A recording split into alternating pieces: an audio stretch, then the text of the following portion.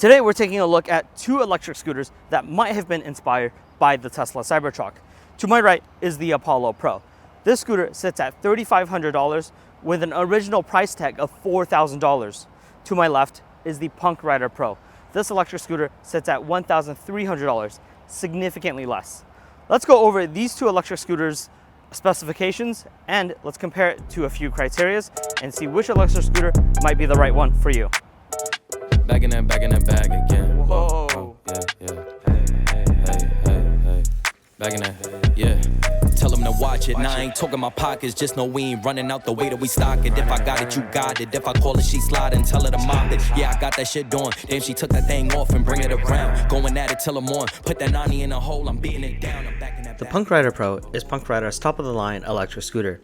It features a dual 600-watt motor with a top speed of 32 miles per hour with a battery of 52 volts, 18 amp hours. All of this sits on 10-inch wheels with puncture-proof tires. For hassle-free braking, it comes with drum brakes on the front and the rear.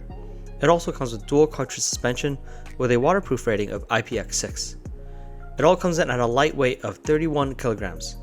Additional features include a smart APP, 360 LED lights, as well as regen braking.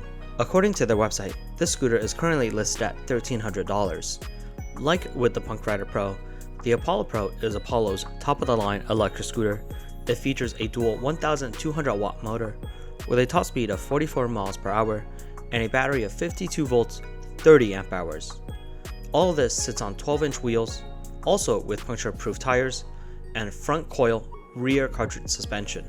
The Apollo Pro comes with an IP66 rating, and all of this comes in at 42 kilograms, significantly heavier than the Punk Rider Pro. Additional features also include the same things you'll find on the Punk Rider Pro, such as the smart APP, 360-degree lights, as well as regen braking.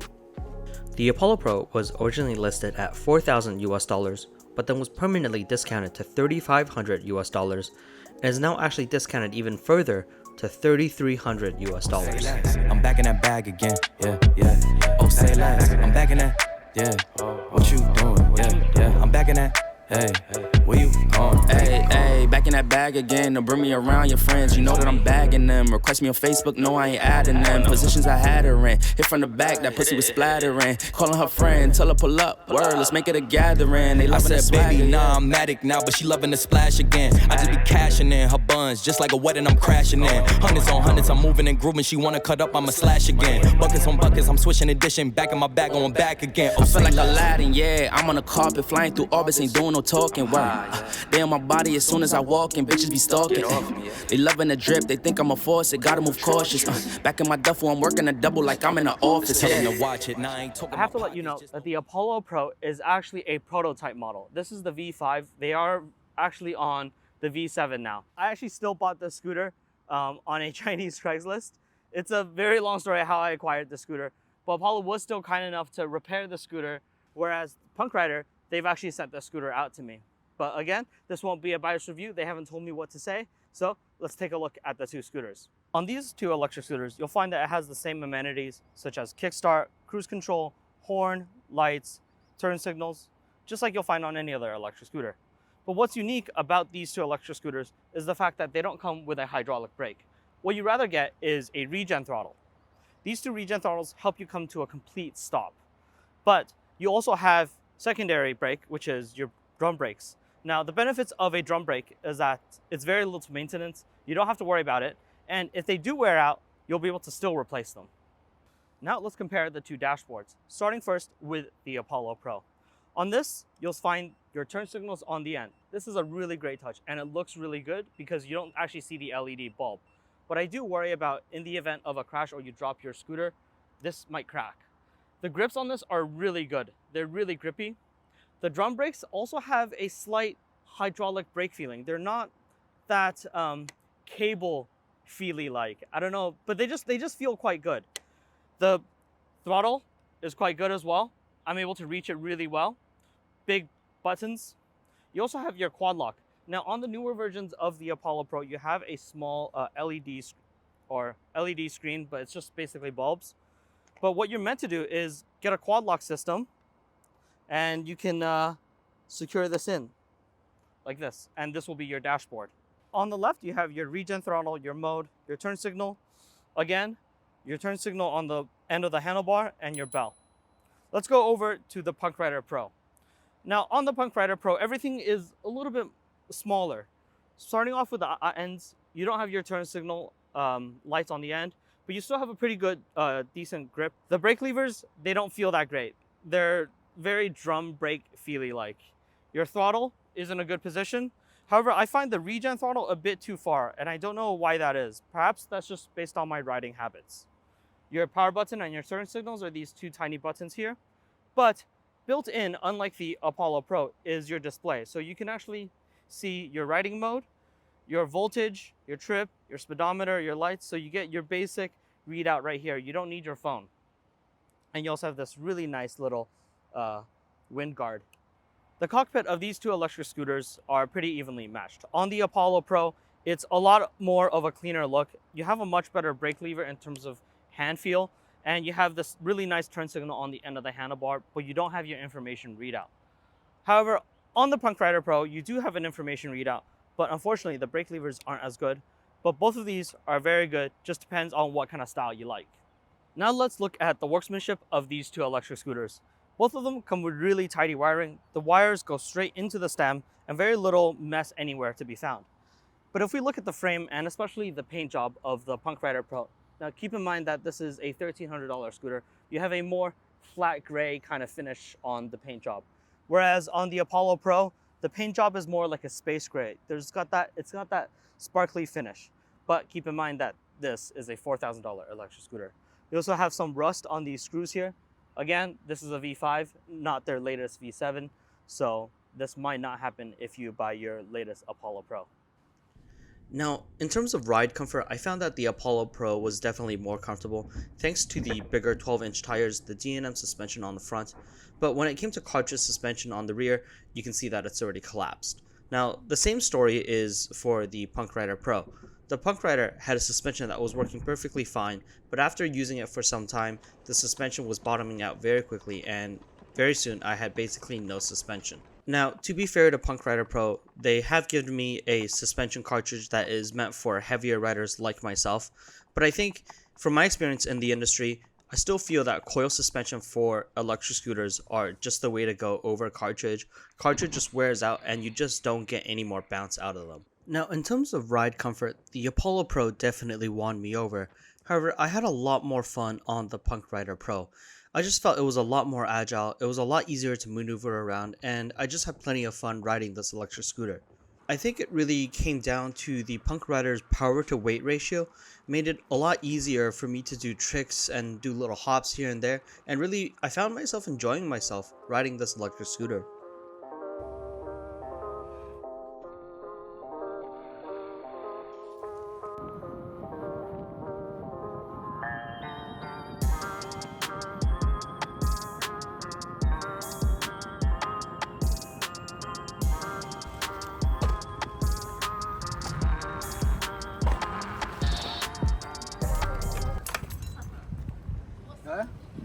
Now, I did state earlier in the video that I really like coil suspension. I think it's really comfortable given my experience on the Zero scooters, but however, it just wasn't as reliable on the Apollo.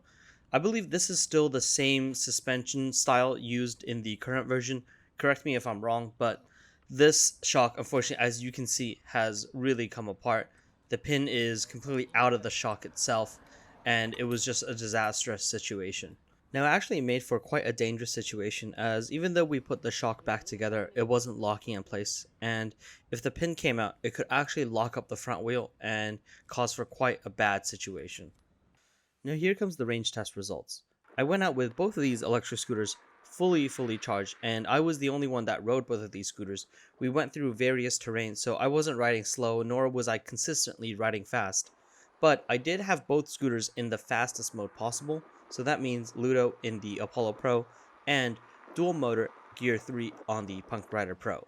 Huge props to the Apollo team for integrating a phone stand that acts as a charger and speedometer on their electric scooter. However, the quad lock is $100 and is only on pre-order. You're better off going to AliExpress, searching quad lock to find something that serves the same function for significantly cheaper. which is what I did. Apollo Pro definitely has a very feature-packed app, and it's easy to use. But from my experience with similar features on Ninebot e-mopeds, these features are often not all that useful for daily use. Only the wireless Bluetooth unlock is handy, everything else is just kind of a gimmick. So when I saw this body of water, I knew that I had to try. I had my doubts because this is a prototype unit, but I still really wanted to give it a go. And I was correct, it really didn't survive that. Oh shit! Oh shit! Oh my god!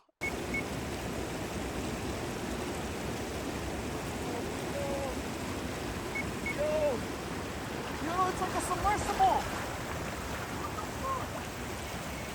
I'm hoping the production units of the Apollo Pro are a whole lot better because we had to remove the deck from this electric scooter and drain it. There was a whole lot of water inside. We were getting throttle issues and it just wasn't working properly after this. Let's go to a bike shop, open it up, and see what the situation is like on the inside.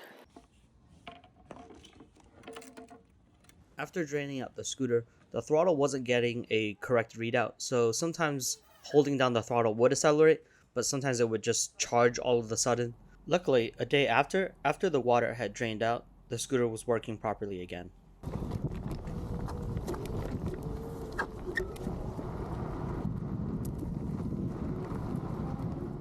Now, after riding through various terrains, I was actually able to get a surprising 33.8 kilometers out of the Punk Rider Pro. Now, the Apollo Pro's additional 624 watt-hours only gave me about a 5 kilometer increase in range over the Punk Rider. So we're gonna do a brake test. It's really important that these brakes work well on these types of electric scooters because Regen throttle is your main braking system. So what we're gonna do is we're gonna go and maintain 40 by coming down this stretch, and when we reach basically this pole where that blue truck is, we're gonna brake just using the Regen throttle and see where we stop, okay? So up first is the Punk Rider Pro. Now keep in mind we have adjusted the settings on both these scooters to have the max Regen strength. All right, let's go.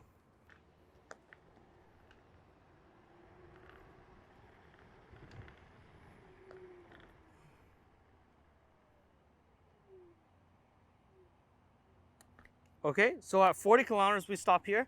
We're gonna do 2 runs. We're gonna use this milk bottle to test, to mark.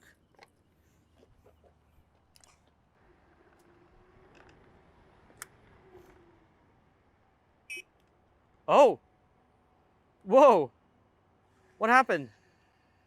The scooter has just shut off. Can we get it switched on? I guess it's protected it. We'll do it again. That's not good. Good thing you still have your brake levers here. Okay, ready? We're hitting 40. Slow down. Brake.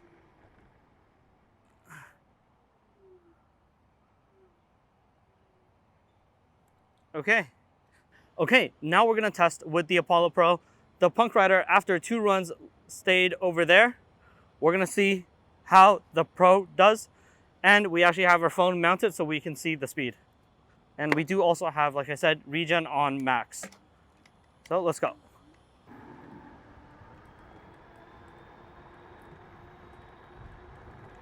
Brake. Well, I was actually going like 41, 42. And I'm, my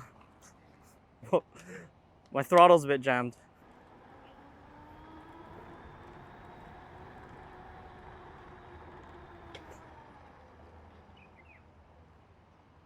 Wow, it brakes significantly faster than the Punk Rider. This is definitely the winner in terms of braking. This is a bigger scooter, but however they've done the Regen is a whole lot better. They need to fix that to make the Regen a lot stronger because towards the last little bit, it just doesn't bite into it anymore. Like at the last 5 kilometers an hour, it just kind of let go. Okay, I have my mount here. We'll use this mount.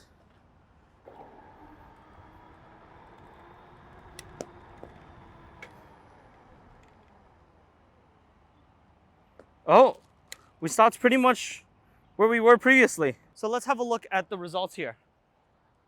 After 3 runs on the Apollo Pro, this is where the last run took us. On the second run, the front wheel stopped right here. On the first run, we went a little bit faster. I think we went 41, 42, and we stopped right here. On the Punk Rider, this is what we got. We did 3 runs as well. On the second run, the scooter shut off. The third run, we stopped here. On the first run, we stopped where this milk crate is. So on this criteria, the Apollo Pro is definitely better. I will say that neither of these scooters impressed me all that much in the braking aspect. The regen brake on the Apollo was a little bit better for precise control, and the drum brake felt like better quality over the Punk Rider. However, I still would prefer hydraulic oil brakes on both of these electric scooters. Now, let's talk about the Apollo Pro first. This thing comes at $3,500 and has been in development for like a couple of years now. And it's gotten to a pretty good point. I mean, I have the V5. I don't know what the V7 is going to be like, but I can already tell that this scooter is pushing the boundaries and pushing perfection, or what people really want in a high-end luxury electric scooter. But not everyone may want that. People may just see it as a form of transportation, less as a hobby. They just want a Toyota to get around. And that's where this comes in. At $1,300, you can buy almost 3 of these and 1 of these, right? With my discount code, you'll be able to actually buy this scooter at $1,200 if you think this is the right scooter for you. I'm mind blown by the value that the Punk Rider Pro gives you. You have, obviously, the app isn't as pretty as the Apollos, but you still have pretty much all the bells and whistles, all the features that you want. All these LEDs will be customizable just like the Apollo Pro in the future. Now keep in mind that in terms of comfort and stability, I still think the Apollo is better, but it is a bulkier scooter.